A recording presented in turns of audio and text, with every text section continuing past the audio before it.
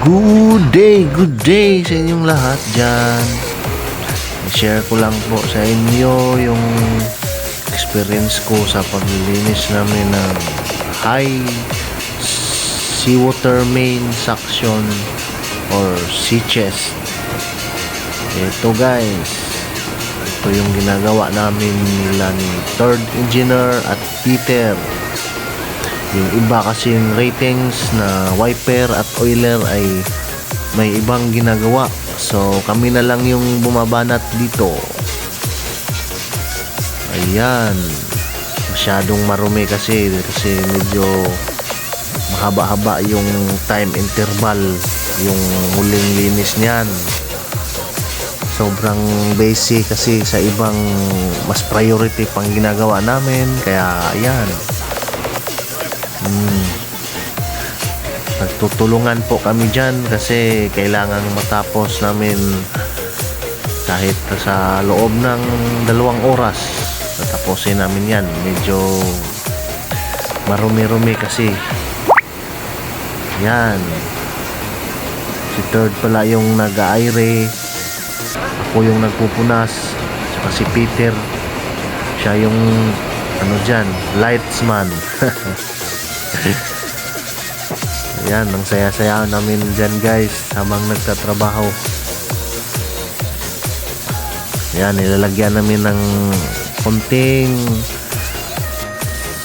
pang ano sa putik para hindi magkalat.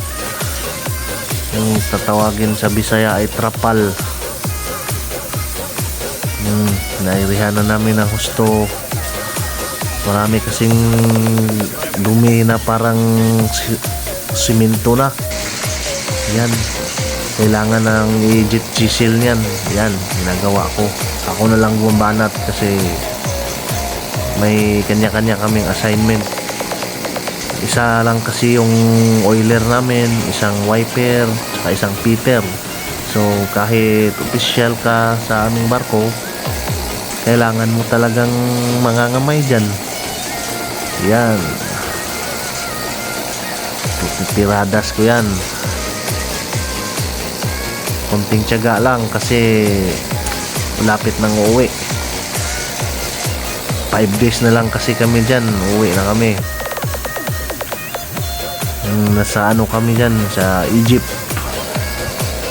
Second to the last port. Yung next port kasi namin ay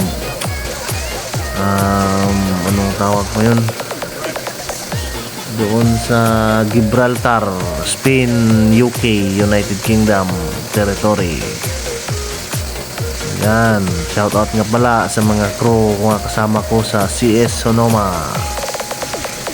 lalo na kay electrician, oiler, wiper, at kay chief engineer, second engineer, third engineer, lahat ng engine department.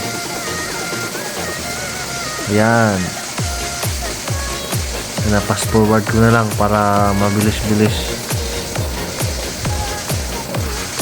Sakto lang pala yung temperature namin dyan, 24. Hindi masyadong mainit, hindi masyadong malamig. Yan, tapos na guys. Shout out, thank you.